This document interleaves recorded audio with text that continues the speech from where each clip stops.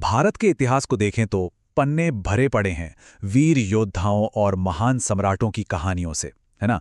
ऐसे ऐसे शासक हुए जिन्होंने अपनी ताकत, अपनी विशाल सेनाओं के दम पर बड़े बड़े साम्राज्य खड़े कर दिए और इतिहास पर अपनी एक अलग ही छाप छोड़ी।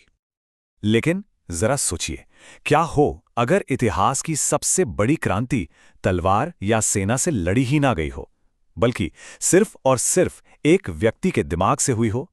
एक ऐसा इंसान जिसने अपनी बुद्धि के बल पर पूरे भारत का नक्शा, उसका भविष्य हमेशा हमेशा के लिए बदल दिया। जी हां, आज हम बात करने वाले हैं उसी महान रणनीतिकार की जिसने एक पूरे साम्राज्य का निर्माण किया। हम बात कर रहे हैं आचार्य चाणक्य की। तो चलिए उनकी इस अद्भुत कहानी में उतरते हैं। तो आखिर कौन थे आचार्य चाणक्य? देखिए, उनकी कहानी एक चतुर राजनेता बनने से कहीं कहीं पहले शुरू होती है। ये कहानी शुरू होती है एक असाधारण विद्वान के तौर पर। तो आचार्य चाणक्य, जिन्हें कौटिल्य और विष्णुगुप्त इन नामों से भी हम जानते हैं, वो 4वीं शताब्दी ईसा पूर्व के एक बहुत ही महान विद्वान थे। उन्होंने अपनी पढ़ाई की थी उस जमाने के सबसे बड़े, सबसे प्रतिष्ठित विश्वविद्यालय तक्षशिला से। और सिर्फ पढ़े ही नहीं, बाद में वहीं पर वो आचार्य यानी कि एक प्रोफेसर भी बने। और राजनीति, अर्थशास्त्र, कूटनीति, इन विषयों में तो उनके ज्ञान का कोई मुकाबला ही नहीं था। बेजोड़ थे वो। अब देखिए, हर महान कहानी में ना एक टर्निंग पॉइंट जरूर होता है, एक निर्णायक मोड़।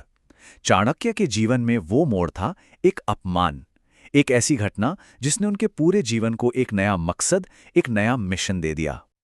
हुआ यूं कि चाणक्य उस समय के सबसे ताकतवर साम्राज्यों में से एक मगध पहुंचे, राजा धनानंद के दरबार में।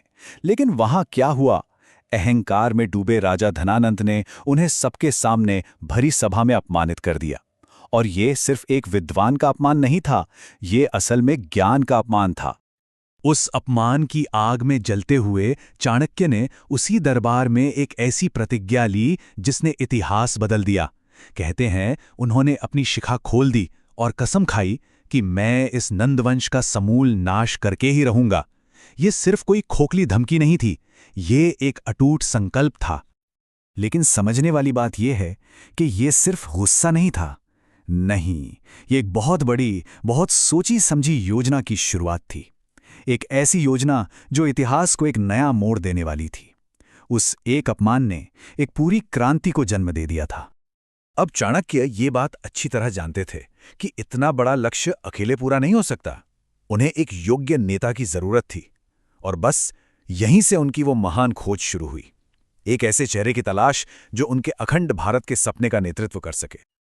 और इसी खोज के दौरान उनकी नजर पड़ी एक साधारण से दिखने वाले लड़के पर, चंद्रगुप्त मौर्य। पर चाणक्य की आंखें पारखी थीं। उन्होंने उस आम से लड़के में छुपे एक महान सम्राट के सारे गुण पहचान लिए। आखिरकार उन्हें अपना शिष्य मिल ही गया था। इसके बाद तो बस चाणक्य ने चंद्रगुप्त को तराशना शुरू कर दिया। ये कोई आम पढ़ाई नहीं थी। उन्होंने उसे सिर्फ किताबी ज्ञान नहीं दिया, नहीं, बल्कि युद्ध नीति, रणनीति, राजनीति और एक लीडर बनने के लिए जो भी गुण चाहिए, उन सब में उसे माहिर बनाया। वो असल में एक शिष्य को नहीं, बल्कि भविष्य के एक महान सम्राट को गढ़ रहे थे। तो अब शिष्य तैयार था और समय आ गया था उस योजना को अंजाम देने का जिसे सालों से तैयार किया जा रहा था। ये कोई आम जंग नहीं थी, ये शस्त्रों से ज्यादा बुद्धि का युद्ध था। एक ऐसा युद्ध जहां एक पूरे साम्राज्य को सिर्फ और सिर्फ रणनीति के दम पर उखाड़ फेंकना था। तो जरा देखिए, मुकाबला किन दो ताकतों के बीच था। एक तरफ धनानंद, जिसके पास क्या था? एक विशाल सेना, बेहिसाब दौलत और उसकी क्रूरता। और दूसरी तरफ चाणक्य, जिनकी ताकत थी उनकी बुद्धि, उनकी जबरदस्त रणनीति और उनका गहरा ज्ञान। ये शक्ति और ज्ञान की एक सीधी टक्कर थी। चाणक्य ने कोई जल्दबाजी नहीं की। उन्होंने सीधे जाकर मगध पर हमला नहीं बोल दिया। नहीं, उन्होंने बहुत चतुराई से काम लिया। पहले धनानंद के दुश्मनों को अपना दोस्त बनाया, छोटे छोटे राज्यों के साथ संधियां की और अपनी सीक्रेट योजनाओं से धीरे धीरे नंदवंश की जड़ों को अंदर से खोखला करना शुरू कर दिया। और आखिरकार वो दिन आया। चाणक्य की रणनीति पूरी तरह सफल हुई। घमंडी राजा धनानंद हार गया, उसका पतन हुआ और चंद्रगुप्त मौर्य सम्राट बने। और इसी जीत के साथ भारत के इतिहास के सबसे महान साम्राज्यों में से एक मौर्य साम्राज्य की नींव रखी गई।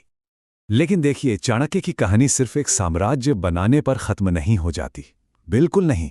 उनकी असली विरासत तो उनके विचारों में है। वो विचार जो आज हजारों साल बाद भी उतने ही, बल्कि शायद उससे भी ज्यादा प्रासंगिक हैं। उन्होंने एक महान ग्रंथ लिखा जिसका नाम है अर्थशास्त्र। और ये सिर्फ कोई किताब नहीं है, ये तो जैसे शासन चलाने का एक पूरा का पूरा मैनुअल है। इसमें सब कुछ है। एक बेहतरीन जासूसी सिस्टम कैसे बनाएं, टैक्स कैसे वसूलें, दूसरे देशों के साथ रिश्ते कैसे रखें, सब कुछ। और कमाल की बात यह है कि आज भी पूरी दुनिया में से पॉलिटिकल साइंस के सबसे जरूरी ग्रंथों में गिना जाता है।